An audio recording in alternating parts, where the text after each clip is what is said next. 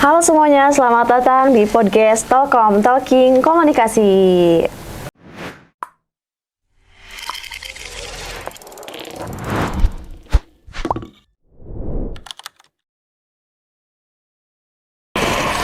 Akhirnya kita sampai di episode pertama, episode perdana yang bakal jadi awalan seru dari obrolan kita kali ini seputaran dunia komunikasi.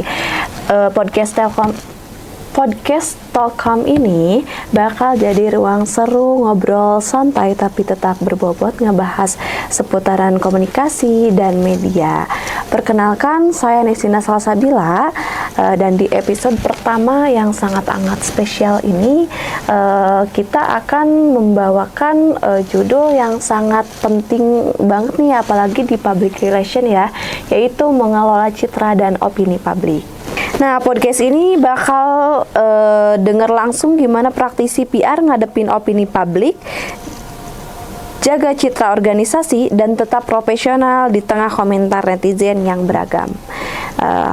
Kali ini aku tidak sendiri, aku ditemani langsung nih sama orang yang berpengalaman banget di praktisi public relation, seseorang yang sangat amat luar biasa. Halo Kanaila Putri. Halo Kanisina. Apa kabar nih Kanaila Putri? Baik, alhamdulillah. Makasih ya udah undang aku sini. Justru aku makasih loh, aku yang berterima kasih banget karena Kanaila sudah meluangkan waktunya di podcast Telkom dan berbagi ke teman-teman yang menonton podcast Telkom ini. Jadi kesibukannya apa nih Kanaila sekarang? Kalau aku ya kesibukannya masih sama-sama aja lah ya Teh. Masih jadi PR juga kebetulan di suatu perusahaan. Jadi ya sebenarnya masih sama-sama aja kayak sebelum-sebelumnya lah kurang lebihnya. Iya, Kanaila ini orang yang sangat amat keren begitu guys. Seorang praktisi public relation ya. Betul. Sekarang pasti banyak banget orang yang pengen seperti Kanaila nih. Orang hebat sebagai praktisi public relation. Malu banget. Senang banget Kanaila bisa memberikan ilmu-ilmu di sini. Insya Allah ya. Iya, senang banget bisa ngobrol bareng Kak Naila ini. Sebelum masuk ke pembahasan utama, boleh dong Kak diceritain pengalaman latar belakang Kakak dan pengalaman di public relation begitu. Boleh banget. Iya, jadi aku tuh salah satu public relation di suatu perusahaan, dan aku juga udah punya banyak beberapa pengalaman dalam dunia PR ini di beberapa perusahaan sebelumnya. Jadi kurang lebihnya aku udah tahu lah gitu dunia PR itu seperti apa.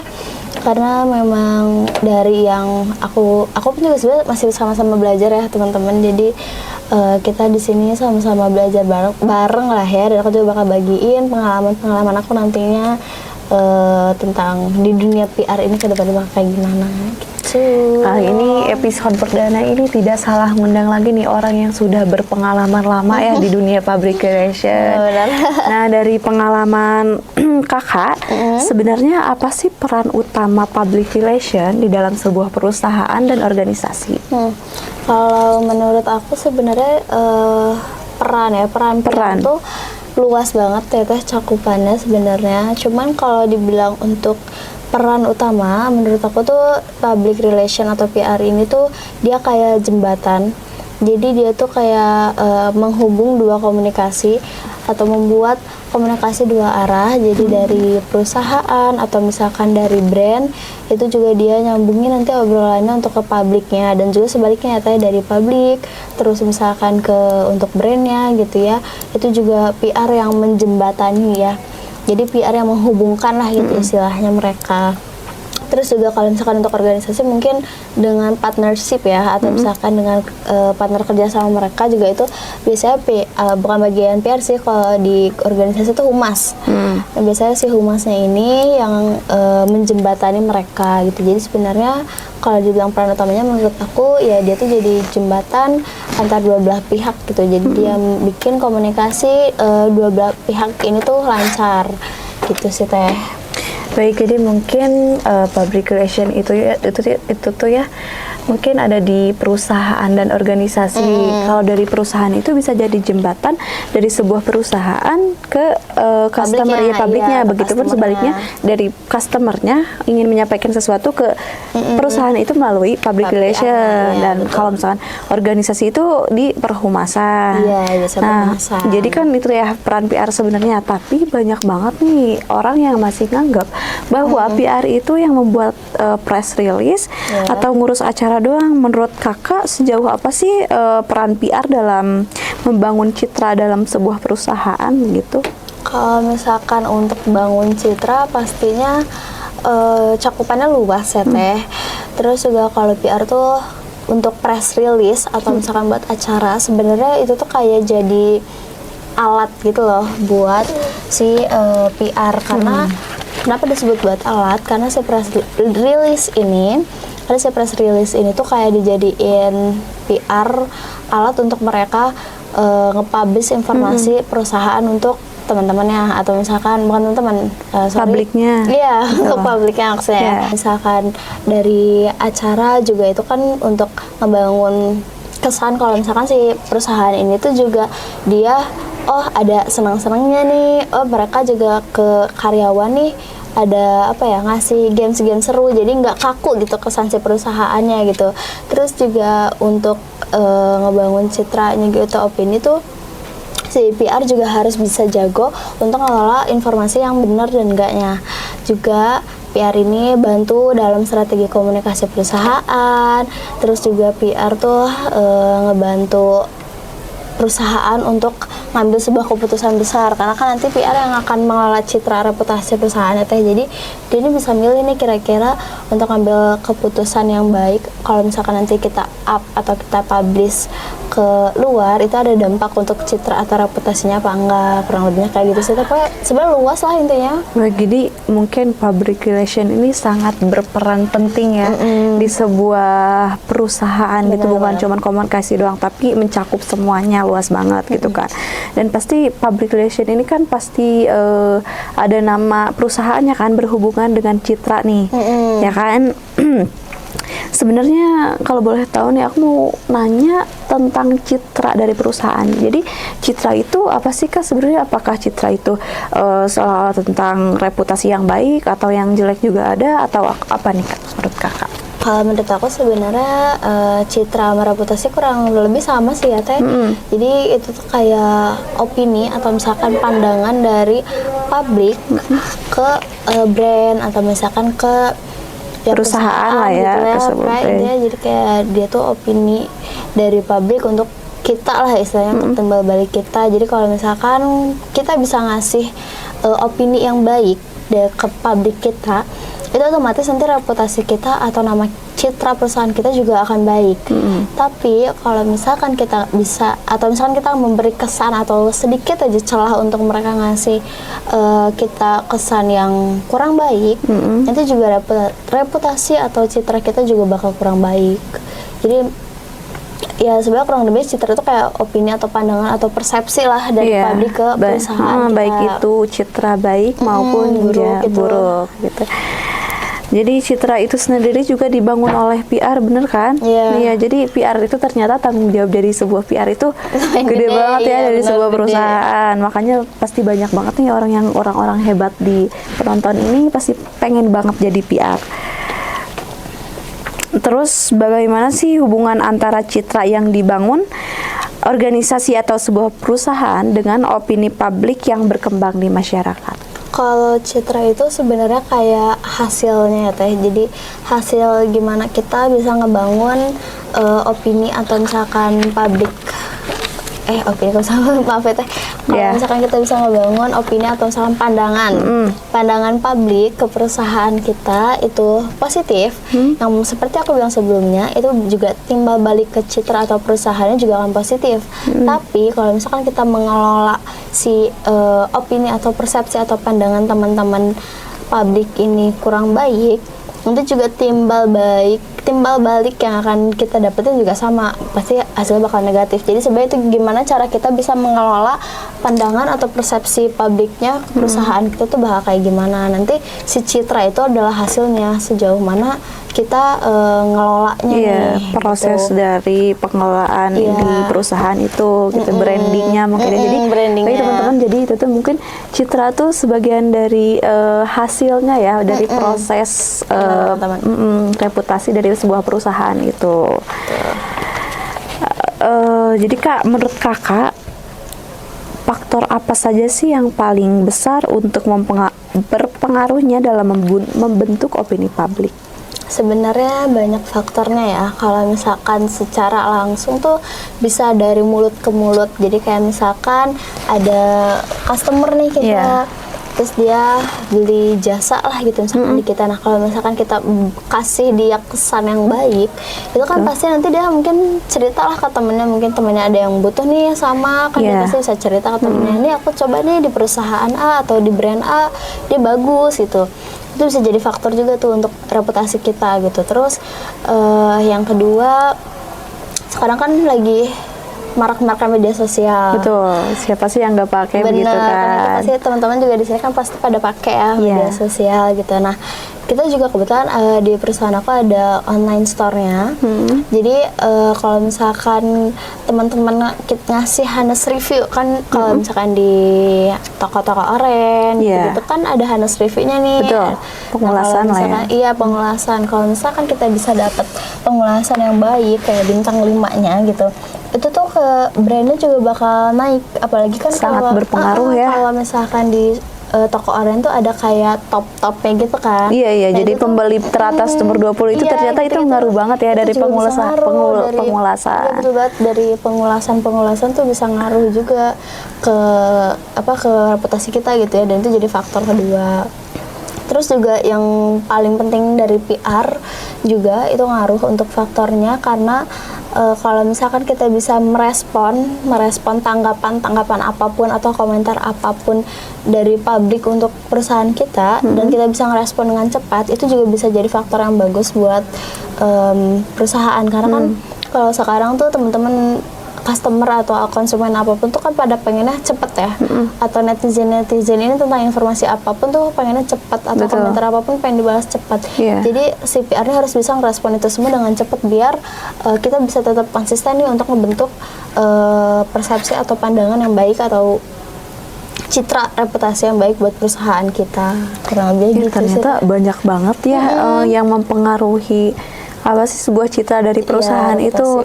Aku sih setuju banget tentang apa sih yang tadi yang di media sosial ya. Yang media sosial yang di toko oren itu, e-commerce itu mungkin itu honest review-nya mungkin itu berpengaruh banget terhadap ini. Apalagi kita kan kalau misalkan anak-anak zaman sekarang nih pasti ya minta produk sharing gitu-gitunya tuh kayak lihat dulu dari ulasan, bener nggak? Biasanya itu kan kita ngeliatinnya 4,9. Itu penting banget honest review itu, sangat berpengaruh bagi sebuah perusahaan. Gitu. Makanya kan kalau dikasih bintang 1 tuh kadang suka, aduh kenapa nih? Gitu, itu tuh berarti PR si perusahaan juga harus ngerespon di bagian situnya juga ya, merespon kan, cepat ada apa nih. Kita harus nge-reach lah kurang lebihnya tuh, ini ada apa nih dari produk kita kah atau gimana. Makanya kebanyakan kalau perusahaan-perusahaan lain tuh sebelum kasih kita bintang 1, sebenarnya kasih komplain dulu nih, jadi kita bisa ambil jalan tengah. Karena kalau misalkan udah ngasih bintang 1 itu untuk tukar balik barang tuh udah susah banget. Itu berpengaruh banget ya ke orang lainnya. Benar. Rata-rata zaman sekarang tuh ngelihat dari penilaian tokonya ya. Kalau juga gitu kali ya, kalau mau beli baju tapi soal kayak gitu nggak? Jadi aku ngelihatnya biasanya kalaupun emang ngelihat teman-temannya misalnya minta share link produknya lah ya. Misalnya kalau dilihat dari iniannya sih, lihat dari bintangnya itu ngaruh banget ke sama ini. Dari yang banyak beli kalau di komentarnya juga kan, di pengulasan juga kan itu penting banget nih. Walaupun faktor tapi kadang nih yang lucu nih, orang yang ada ngasih bintang 1 tapi sebenarnya itu tuh yang kondisi cuman misalkan kalau dari baju nih ya, jahitannya kurang. Itu sih ternyata itu tuh berpengaruh banget ya. Iya, itu Banyak pengaruh banget di makanya. komentar-komentar produk itu yang lucu-lucu banyak banget sih. Iya. Bahkan ada yang bikin jokes di TikTok kan keluyuran gitu. Banyak yang dari komentar-komentar Iya, di bener. di pengulasan itu. Dipotong-potong gitu Iya, ya, gambar betul banget. kan sekali lihat itu lucu ya. Lanjut nih Kak, kalau kita masuk kondisi yang lebih menantang, apakah ada perbedaan strategi antara membangun citra dari awal sama memperbaiki citra yang sudah menurun? Jelas ada ya, karena kalau misalkan ngebangun itu fokusnya kita ya di konsisten untuk kepercayaan teman-teman buat dijaga. Jadi kalau misalkan ngebangun kepercayaan yang udah ada mau sedikit pun, itu kita fokusnya ya udah kita konsisten nih untuk jaga kepercayaan publik kita nih. Kita fokus aja udah ngasih respon-respon baik gitu ya, dan lain sebagainya. Tapi kalau misalkan untuk memperbaiki kepercayaan itu udah susah banget. Jelas itu susah banget, itu jadi PR-nya PR banget kalau misalkan sampai terjadi, karena ya istilahnya kita kayak memperbaiki kepercayaan orang yang udah sudah rusak. gitu. Bisa kayak kan nanti orang juga kalau misalkan udah mulai percaya pasti agak ada ini apa kayak trust issue, kayak Betul, masih kalau anak lagi takut nih sekarang ya, kalau iya. percaya gitu-gitu kan. Nah, PR tuh juga konsistennya harus lebih ditingkatkan banget kalau misalkan udah itu terjadi gitu, karena ya gimana, kita juga benar-benar harus fokus ngebangun kepercayaan mereka lagi supaya reputasi kitanya baik lagi. Jadi beda banget ya antara beda membangun cita dari awal tuh bisa dibilang mudah lah ya, cuma Iya, lebih konsisten mudah, dan harus lebih konsisten. Beda halnya dengan kalau misalkan kita sudah menurun, citra yang sudah menurun itu memperbaikinya susah banget ya. Susah, itu PR banget jujur. betul. Dalam situasi krisis seperti itu, mungkin menurut kakak apa hal yang paling tidak boleh dilakukan seorang PR? Kalau generalnya deh ya, generalnya tuh paling tidak boleh dilakukan oleh PR, yang pertama tuh nggak jujur. Jadi PR tuh sama sekali gak boleh bohong, harus jujur. Jujur nomor satu ya. Iya, jujur tuh PR nomor satu. Jadi tentang informasi apapun itu PR benar-benar harus terbuka sama publiknya, harus transparan lah. Jadi benar-benar apa ya? Pokoknya karena PR itu pihak netral. Jadi juga PR tuh nggak boleh Harus apa adanya ya, Iya, bener jadi banget, terus nggak ada tambah kurangnya. nggak boleh. Jadi memang dari perusahaan harus A, ya PR juga harus A, Harus sesuai gitu. dengan Kita kenyataan. nggak boleh kurang tambahnya, nggak boleh, karena itu bisa jadi masalah lagi nanti di depannya. Iya, nanti kalau Kedepannya. ketahuan tidak sesuai fakta dan data, mungkin wah itu makin Iya, reputasinya PR lagi nanti. makin turun lagi ya reputasinya, iya. apalagi seorang PR blunder banget tuh. Bener. Terus juga karena PR ini di pihak netral, jadi dia tuh nggak boleh kalau misalkan lagi ada masalah atau ada isu apapun tuh PR tuh nggak boleh banget yang namanya mihak ke satu orang doang. Misalkan dia cuma mihak di perusahaan nih, jadi baru tahu tuh.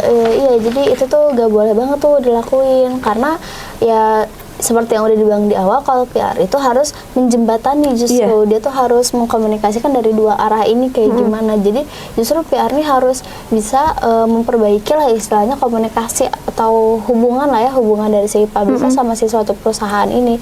Jadi PR tuh benar-benar harus mikir gimana nih dia bisa apa ya istilahnya menyatukan betul. dua pesan yang beda ini nih. Apalagi kalau misalkan lagi ada isu, ini kan pasti ada komentar-komentar jahat nih.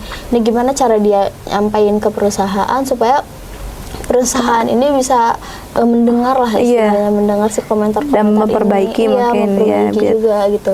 Terus juga kalau misalkan ada problem-problem kayak gitu tuh sebenarnya PR ini yang cukup agak bingung sih, karena kan tugas PR juga dia nanti akan membantu strategi komunikasi dan juga ngebantu apa namanya milih apa tuh namanya keputusan. Betul. Nah, untuk ngambil keputusan yang dari perusahaannya nanti itu juga kan PR bakal bantu, tapi dia juga harus mikirin dari sisi publiknya. Iya, bakal nerima atau enggak mungkin ya. Iya, kurang lebihnya kayak gitu. Jadi memang sebenarnya yang nggak boleh dilakukan sama PR ya itu menurutku itu dua hal yang paling penting ya. Yang pertama jujur, Harus jujur. harus jujur, dan yang kedua juga dia nggak boleh mihak satu pihak doang. Iya, ternyata Jadi aku harus baru netral. aku baru tahu nih ternyata seorang PR itu harus netral ke perusahaan sama ke ituan ke Iya, siapa ke publiknya. Oh gitu, ternyata nggak boleh walaupun dia dia dari brand perusahaan itu sendiri, tapi dia tetap nggak harus boleh. mendengarkan si publiknya. Kadang kasihan juga ya sama seorang PR. Kadang misalkan ada isu dari sebuah perusahaan tuh, kadang seseorang yang ngerti tuh kadang apa sih minta klarifikasinya tuh ke si PR-nya, padahal si PR-nya tuh hanya menyampaikan apa Dari yang dimau publik, perusahaannya. misalkan apa yang mau dipublik dari pabrik ke perusahaannya begitu. benar-benar. Kadang PR juga selalu ada salahnya ya di mata netizen itu. Emang netizen Indo ini. Terus yang pertama tadi itu jujur. Kalau saya setuju banget tentang PR itu harus jujur banget ya kepada tentang semuanya, tentang semua hal gitu. Apalagi jujur ke diri sendiri. Itu Benar, harus itu banget. harus ya. Itu gak boleh lewat tuh. Jujur itu nomor satu ya teman-teman semua, entah itu jadi PR atau manusia biasa pun kita harus selalu jujur. Karena itu dapat mempengaruhi banget kepercayaan semua orang gitu. Betul. Kalau melihat di kondisi sekarang, tantangan terbesar PR di era digital dan di media sosial ini apa sih Kak? Tantangannya begitu. Kalau menurut aku sebenarnya kalau dari aku pribadi ya, tantangan yang paling susah banget menurut aku, apalagi di era media sosial itu tuh, gimana aku bisa cepet nanggepin komentar-komentar publik, dan juga gimana aku bisa cepet ngasih mereka informasi. Karena yang udah aku bilang sebelumnya, kalau PR tuh harus cepat, karena teman-teman netizen atau publik itu tuh pada pengennya juga cepat. Apalagi netizen di negara ini. Iya, di negara ini ya.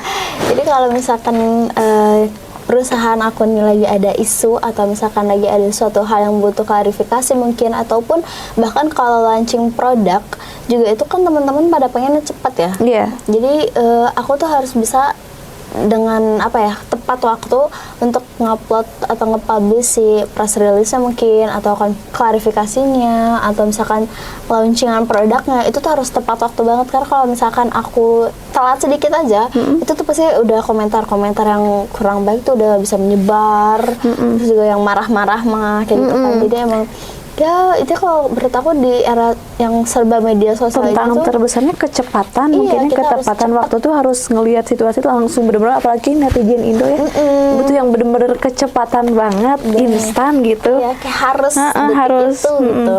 Oke, lanjut ya Kak. Apa hubungan antara persepsi publik, framing media, dan kepercayaan publik dalam proses pembentukan opini? Menurut aku itu tuh ngaruh banget ya, ada banget ngaruhnya, karena framing media ini tuh bisa ngebentuk persepsi orang-orang kalau misalkan kita ada isu, dan juga itu bisa ngebentuk kepercayaan orang-orang sama tanggapan kita di framing media itu kayak gimana.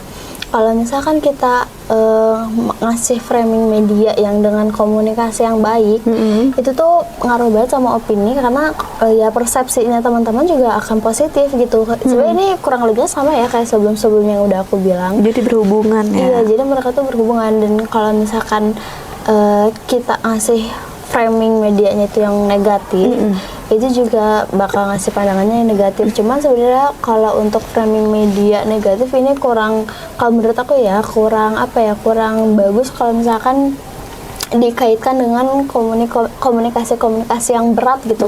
Kalau misalkan kita ngupload isu-isu atau misalkan klarifikasi dari isunya ini agak berat, kalau menurutku sih harus dipikirkan matang-matang banget gitu. Kurang lebihnya kayak gitu sih, cuman ya emang ada pengaruhnya banget lah, karena framing media ini kan benar-benar yang ngubah persepsi dan juga ngebentuk kepercayaan publik banget sama perusahaan kita sih Kak. Begitu, itu tiga itu saling berhubungan mungkin ya. Baik, lanjut ya Kak. Apakah citra bisa tetap positif meskipun perusahaan atau organisasi seringkali mendapatkan kritik dari publik? Kalau menurutku sih bisa, selama si PR ini tuh bisa ngelola kritiknya tuh dengan baik. Jadi maksudnya apa ngelola kritik dengan baik? Ya gimana kita bisa mengelola komentar-komentar atau kritik-kritikan dari publik ke perusahaan atau ke kitanya tuh ya dengan baik juga. Aduh maaf ya Teh. Dengan baik juga gitu.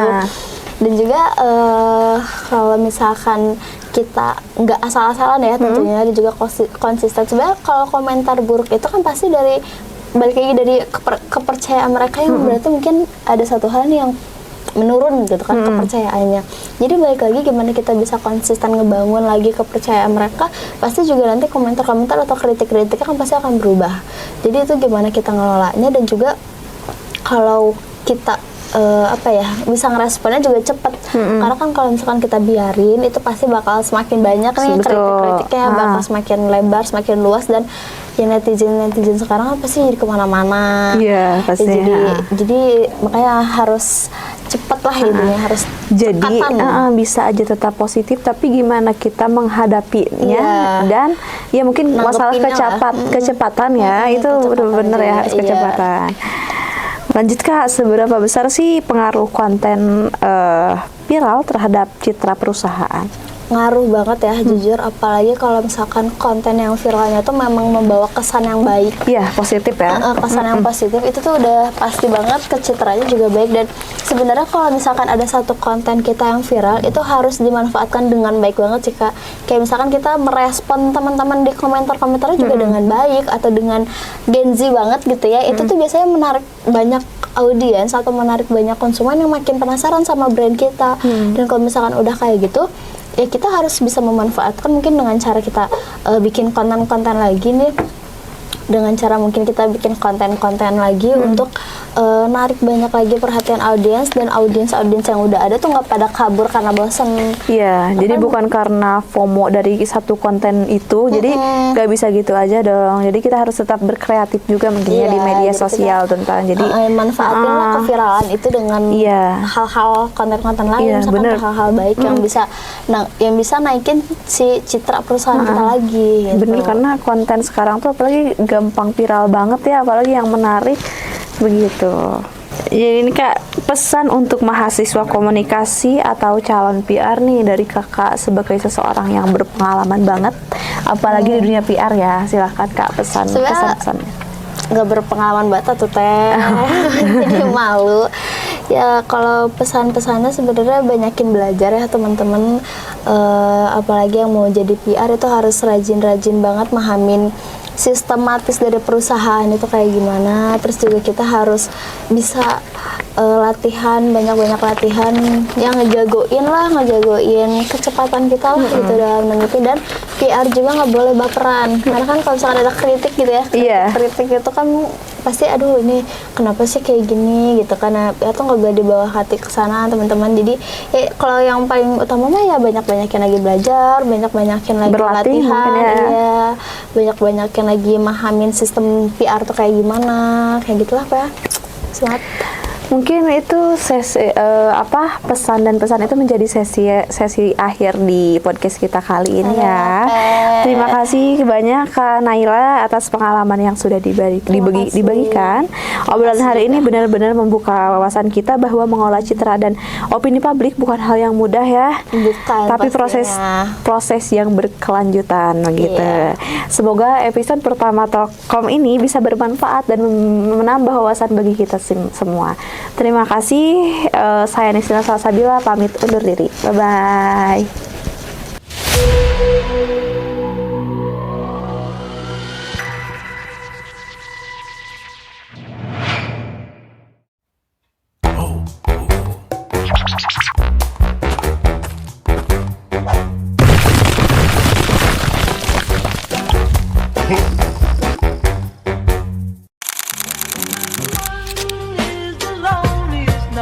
That you'll ever do. Two can be as bad as one. It's the loneliest number since the number one. One is the loneliest number that you'll ever do.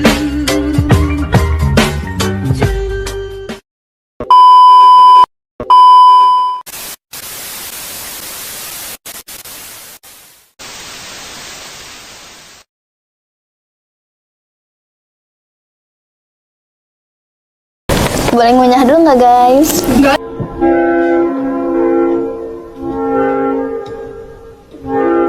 Yes. Menit itu karena nggak ada kalian, sebenarnya tadi tuh yang jadiin kalian.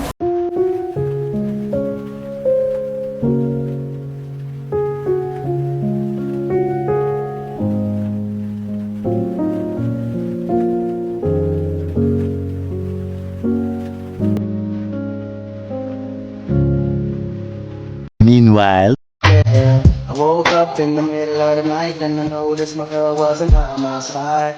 So this morning I was dreaming, for her I was feeling, so I had to take a little ride. Backtracking on these few years, trying to figure out what I